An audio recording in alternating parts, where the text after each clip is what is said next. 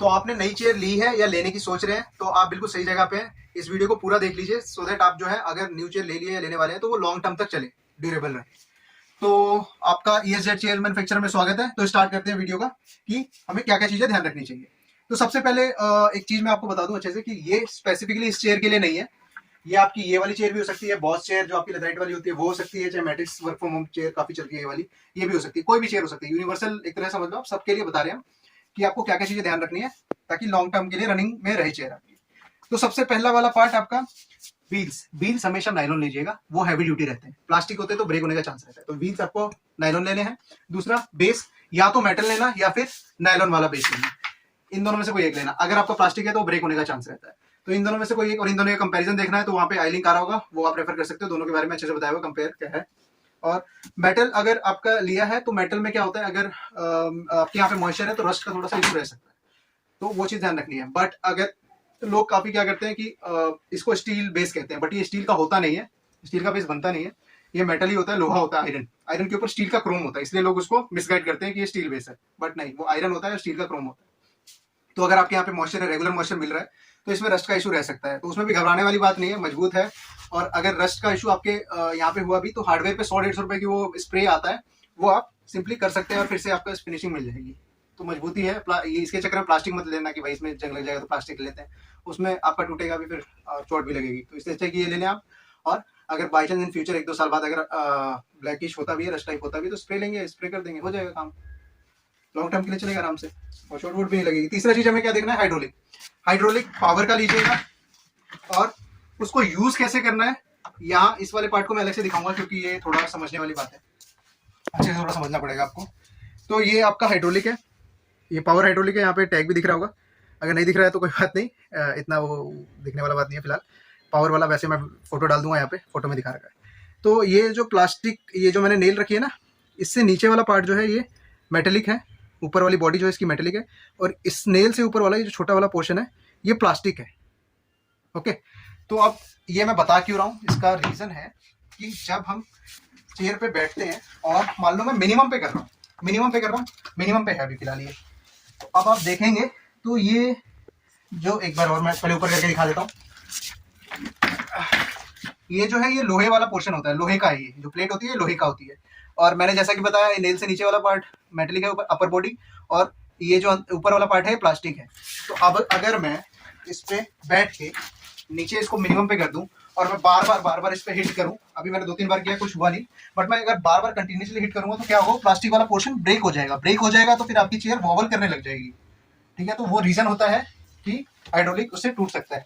तो उसके लिए क्या करना है, जैसे कि मैंने अभी किया, इसको थोड़ा सा ऊपर कर दिया 1-2 इंची, सो दैट जब मैं बैठूं और ये चेयर हल्का नीचे पुश होए तो वो प्लास्टिक पे जाके हिट ना करे। ओके, तो अगर वो प्लास्टिक पे हिट नहीं करेगी तो ब्रेक भी नहीं होगा, तो ऐसे हम इसको बचा सकते हैं। तो हल्का सा ऊपर कर लेंगे सो दैट वो उससे हिट ना हो। और अगर इसके बारे में अच्छे से देखना है अंदर का पार्ट क्या होता है, हाइड्रोलिक में क्या चीज है क्या नहीं है, तो यहाँ पे आई लिंक आ रहा होगा, वो रेफर कर सकते हैं, हाइड्रोलिक के बारे में अच्छे से बता रखा है।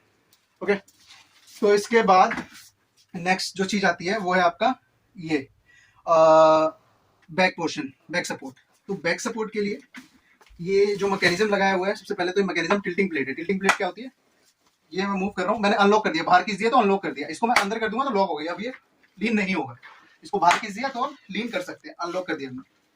अगर मैंने इसको अंदर कर दिया तो लॉक कर दिया, अब ये पुश नहीं होगा। और ये मैकेनिज्म के बारे में देखना कितने टाइप के मैकेनिज्म होते हैं, क्या क्या रहता है, 4-5 टाइप के होते हैं, उसके बारे में भी यहाँ से अच्छे से बता रखा है, लिंक पे आप रेफर कर सकते हैं कि कितने टाइप के मैकेनिज्म होते हैं और क्या क्या फंक्शनलिटी होती है, क्या वर्किंग होती है। और मैं इसको पुश कर रहा हूँ तो ये पीछे नहीं जा रही है, तो काफी लोगों को पता ही नहीं होता कि भाई वो मैंने लॉक किया हुआ है, इस वजह से वो चेयर पीछे नहीं जा रही है। तो सिंपल सा फंडा है, इसको बाहर खींच दो, अनलॉक हो गई, अब आप जो मर्जी करो। बट लोग क्या करते हैं, लॉक करके बहुत जान से इसको पुश कर रहे होते हैं, तो पुश करेंगे तो होगा क्या, ये जो है यहाँ से ब्रेक हो जाएगा बैक। अगर ये वाली चेयर है तो इसका बैक ब्रेक हो जाएगा, अगर तो आपकी ये वाली भी चेयर है और आप लॉक करके पुश कर रहे हैं तो ये वाला यहाँ से जो पार्ट है ये ब्रेक होने का चांस रहता है। ठीक है, तो ये नहीं कि बहुत महंगी चेयर है तो वो टूट नहीं सकती, अगर बंदा उसको तोड़ने पे आ जाए तो कुछ भी तोड़ सकता है, ये आपको भी पता है। तो इसको भी मैं लॉक कर दिया, तो मैं मार रहा हूँ, तो ये नहीं कि 4-5 बार में टूट जाएगा। अब बंदा कोशिश कर रहा है कि नहीं जा रही है, तो बहुत ज्यादा वो करेंगे तो फिर वो टूट सकता है। तो इस चीज का आपको ध्यान रखना है, इसको आप अनलॉक करो फिर जो मर्जी करो, बट अगर आप वर्किंग कर रहे हैं, कोई काम वाम कर रहे हैं, इसको लॉक करके अपना कर सकते हैं, है ना। तो वो चीज ध्यान रखें, अनलॉक करके रिलैक्स करना है, लॉक करके आप काम कर रहे हैं तो करो अपना। ये चीज़ है, ये बैक के रिगार्डिंग हो गई। अब नेक्स्ट चीज बॉस चेयर के बारे में बता देता हूँ। जैसे ये रेक्सिन कह देते हैं, लेदराइट कह देते हैं। तो ये बॉस चेयर है। तो काफी लोग लेदर चेयर भी कहते हैं, तो लेदर चेयर नहीं है भाई, लेदराइट कहते हैं या रेक्सिन कहते हैं। लेदर वाली चेयर नहीं है, लेदराइट या रेक्सिन। तो इसका क्या इशू है कि इसमें से जैसे काफी टाइम बाद इसमें से पपड़ी वगैरह आने लग जाती है ना, वो इसमें से थोड़े थोड़े वो लेदराइट जो इसका उधरने लग जाता है, पपड़ी निकलने लग जाती है। तो उसका रीजन क्या होता है, बार बार टेम्परेचर या फिर मॉइस्चर आता है ना, उसकी वजह से ही निकलता है। तो मॉइस्चर का मतलब क्या है, जैसे हम लोग हाथ धो के हम अपना आके बैठ गए, तो इसपे बार बार एक बार में नहीं निकलेगा, वो बार बार पानी लगेगा। या फिर हमारी आदत होती है कि हम गीले कपड़े से थोड़ी गंदी हो रखी है तो गीले कपड़े से उसको साफ करते हैं, तो उसकी वजह से उसमें बार बार मॉइस्चर लगता है, तो जिसकी वजह से पपड़ी आने का इशू रहता है। या फिर जब हम बैठते हैं, तो ये रेक्सिन चेयर है, लेदराइट चेयर है, तो बैठने की वजह से गर्मी के टाइम में पसीना आता है, तो पसीना आता है तो उसमें पानी लगेगा ही, ऑब्वियस है, पसीना लगेगा, तो उसकी वजह से फिर उसमें आपका वो जो है रेक्सिन है वो आपका उधरने लग जाता है या इसमें पपड़ी आने लग जाती है। तो उसके लिए क्या करते हैं, काफी लोग टॉवल लगा लेते हैं, वो लगा सकते हो। बट अगर उसका थोड़ा लाइफ लंबा करना है तो नारियल का तेल आता है, उससे भी अगर साफ करना है तो आप उससे साफ कर सकते हैं, पानी से ना करें, ठीक है। तो ये चीज थी रेक्सिन के रिगार्डिंग।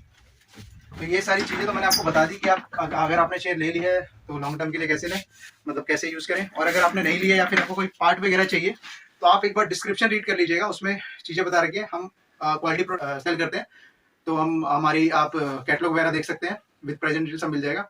और अगर आपको अच्छा लगा तो आप चैनल सब्सक्राइब कर सकते हैं और लाइक कीजिए, कमेंट कीजिए, अपने फ्रेंड्स में शेयर कीजिए। Thank you, have a nice day, bye.